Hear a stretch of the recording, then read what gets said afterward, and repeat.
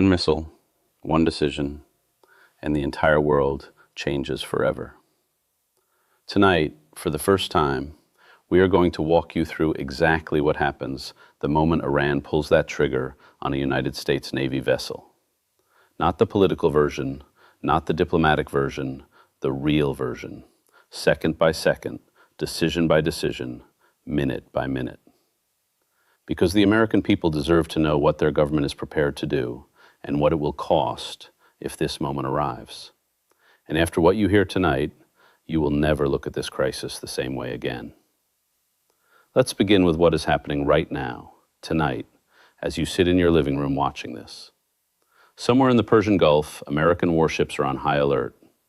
Aircraft carrier strike groups, each one carrying dozens of F-18 Super Hornets, Tomahawk cruise missiles, and thousands of American sailors, are positioned within striking distance of Iranian shores. The USS Harry S. Truman Carrier Strike Group, guided missile destroyers, nuclear submarines running silent beneath the surface, all of them ready. At the same time, on the other side of that narrow stretch of water, Iran's Revolutionary Guard Corps Navy is running patrol boats through the Strait of Hormuz. They have missile batteries aimed at sea lanes, underwater mines, fast attack boats designed for swarm tactics, anti-ship ballistic missiles that can strike a moving target from hundreds of miles away. And they have said, publicly, on state television in front of cameras, that they are prepared to sink any vessel that defies their authority in those waters. So here is the question that Washington is dancing around, the question that diplomats are too afraid to answer. What actually happens second by second, minute by minute, if Iran fires tonight? We answer that question. First, let's understand what we're dealing with. Iran does not have one anti-ship weapon. They have several, and each one presents a different kind of nightmare for U.S. Navy commanders. The Noor missile, an Iranian copy of China's C-802, flies low over the water at high speed, making it extremely difficult to detect on radar until it's almost too late. The College Fars, a ballistic anti-ship missile, comes from above, straight down, at speeds that make interception nearly impossible. The Hoot torpedo, a supercavitating underwater weapon, travels at over 200 miles per hour beneath the surface. There is currently no reliable defense against it. And then there are the swarm tactics, dozens of small, fast Revolutionary Guard boats, each armed with rockets and explosives, designed to overwhelm a warship's defense systems simultaneously. Iran has spent 30 years, studying American naval capabilities and designing weapons specifically to defeat them. Do not underestimate what they have built. Now, let's talk about what happens when they use it. It is 0600 hours, dawn, Persian Gulf. Visibility is good. Seas are moderate. A U.S. guided missile destroyer is on patrol. At 0600 hours and 4 seconds, Iranian radar locks onto the vessel. At 0600 hours and 11 seconds, a missile leaves its launch platform. Iranian Revolutionary Guard shore battery, coast of Iran. It is now in the air. At 0600 hours and 19 seconds, the ship's AN/SPY radar system detects an incoming contact. An alarm sounds in the Combat Information Center. At 0600 hours and 22 seconds, the Phalanx close-in weapon system, a radar-guided Gatling gun that fires 4,500 rounds per minute and begins tracking the threat automatically. No human decision required. The machine decides. At 0600 hours and 28 seconds, the Phalanx opens fire. And here is the moment that determines everything. If the Phalanx succeeds, the missile is destroyed. Crisis averted. Reports are filed. Tension escalates politically, but no blood is spilled. But if it fails, at 0600 hours and 31 seconds, impact. The world just changed. In the seconds after impact, before the smoke has even cleared, a chain of events begins that cannot be stopped. On the ship, damage control teams are already moving. Fire suppression, casualty response, structural assessment. These sailors have trained for this moment thousands of times, but above them, far above them, something else is happening. Within 60 seconds of impact, the strike group commander is on a secure encrypted line to U.S. Central Command headquarters in Tampa, Florida. The message is 3 words long. We have been hit. Within 90 seconds, CENTCOM commander picks up a phone that connects directly to the chairman of the Joint Chiefs of Staff at the Pentagon. Within 3 minutes, the Secretary of Defense is notified. Within 5 minutes, the National Security Advisor is on a secure line to the Situation Room. Within 7 minutes, a knock on the door, wherever the President of the United States is. 7 minutes, think about that. 7 minutes from the moment of impact to the moment the most powerful person on Earth is asked to make a decision that could affect every human being on this planet. 7 minutes to decide between restraint and retaliation. 7 minutes to decide between a contained incident and the beginning of a war. 7 minutes. In that situation room, the president will be presented with options. His military commanders, his intelligence chiefs, his diplomatic advisors, all of them in one room or on secure video, talking at once. And here's what those options look like. Option 1, surgical retaliation. Strike the exact launch site, destroy the battery that fired, send a message, keep it limited. On paper, this sounds clean, proportionate, reasonable. In reality, it is a nightmare. Iran has spent years preparing for exactly this scenario. Their missile batteries are mobile. By the time U.S. aircraft reach the target, the launcher has moved. Their weapons are stored near mosques, hospitals, schools, and civilian neighborhoods. Deliberately, strategically, Iran wants civilian casualties from a U.S. strike. They will broadcast it across every state media outlet within minutes. America bombed our children. That is the headline they are building toward. A surgical strike might hit the right target, or it might hand Iran the greatest propaganda victory of the century. And even if it succeeds perfectly, what stops the next launch? What message does a single strike send to a regime that has been absorbing sanctions for 40 years? They have already calculated that they can survive one strike, destroy Iran's naval capability entirely. Every port, every missile battery, every warship, every radar installation. This is the option that ends Iran's ability to threaten maritime traffic permanently, and it is also the option most likely to set the entire Middle East on fire. The moment American bombs start falling across Iran, Hezbollah activates in Lebanon. 40,000 rockets aimed at Israel. Houthi forces in Yemen begin targeting Saudi oil infrastructure.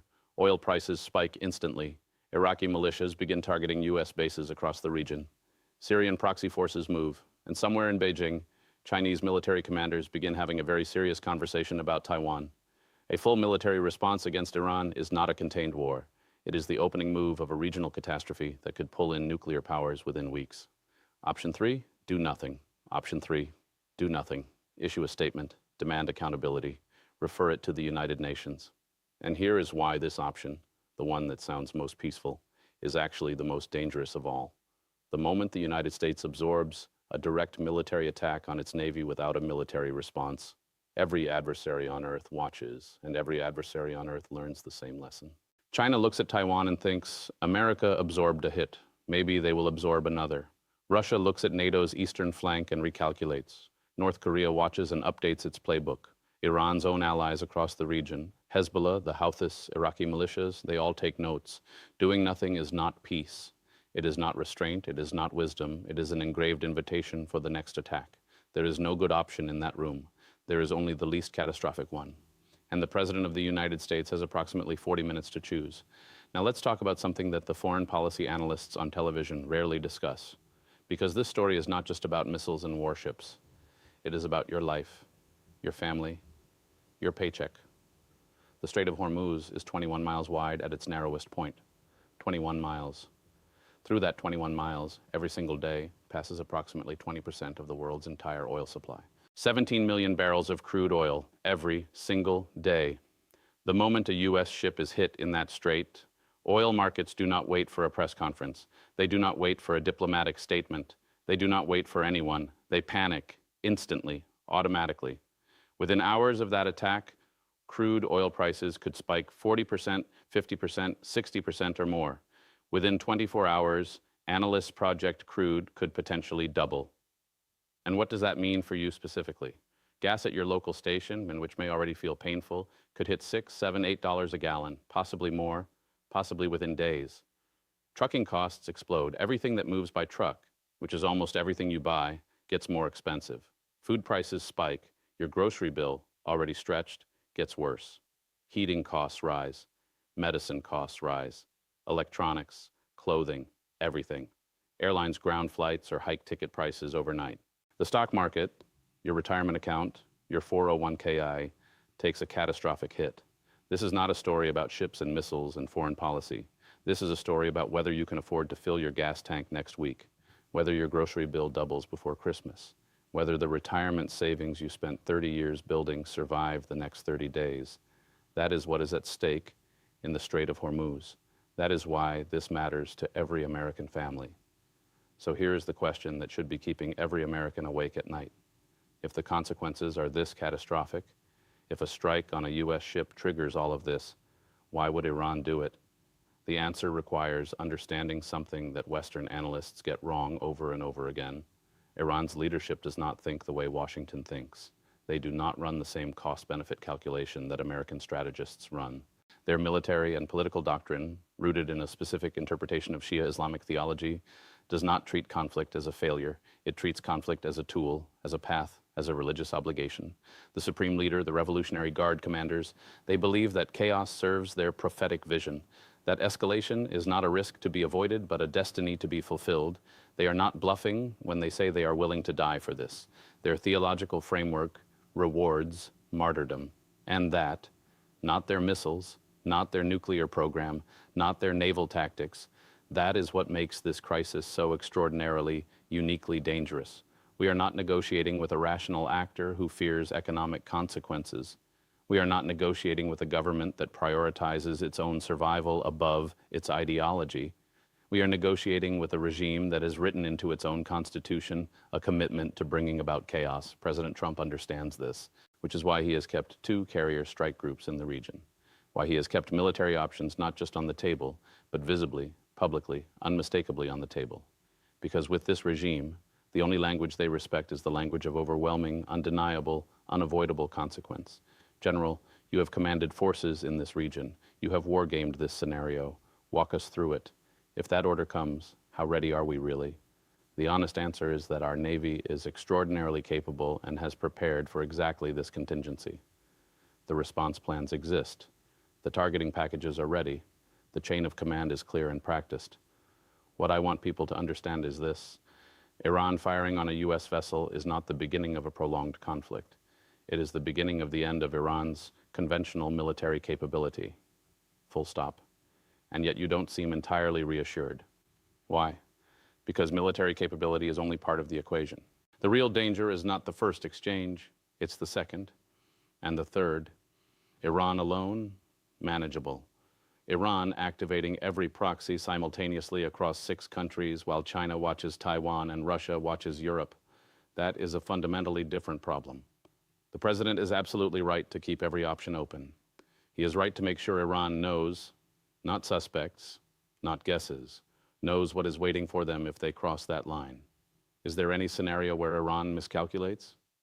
Where they fire, believing we won't respond fully? That is the nightmare scenario. Yes, absolutely. Regimes under economic pressure, with hardline factions competing for internal power, sometimes make decisions that outside observers find incomprehensible. The Revolutionary Guard answers to God and the Supreme Leader, not to economic logic. That is the variable nobody can fully predict. General, bottom line, is war inevitable? Nothing is inevitable. But I will tell you this: the window for a negotiated solution is not unlimited. And every day that passes without one, the risk of miscalculation grows. Now I want to tell you about the scenario that does not make the front pages. The one that keeps the most senior people at the Pentagon awake at 3 in the morning. Everyone is focused on the missile scenario, the visible launch, the radar track, the intercept attempt. But what if Iran doesn't use a missile? Iran has been investing heavily and for years in autonomous underwater vehicles, unmanned underwater drones capable of navigating to a target, attaching an explosive charge to a ship's hull, and detonating on command. No missile launch to detect, no radar signature to track, no heat signature, no warning whatsoever, just a ship on patrol, and then an explosion beneath the waterline. And here is what makes this scenario uniquely terrifying. Attribution. With a missile, you have a launch signature, radar data, trajectory. You know where it came from. With an underwater drone, you have wreckage and questions. Was it Iran? Was it a proxy group Iran supplied but didn't directly order? Was it a rogue commander acting without authorization from Tehran? Was it something else entirely? In that scenario, with American sailors dead, a warship damaged or sinking, and no clear proof of who fired the shot, the president faces a decision of almost impossible complexity. Retaliate against Iran without proof, and you risk starting a war on false premises. Wait for proof, and you look weak. Every adversary watches.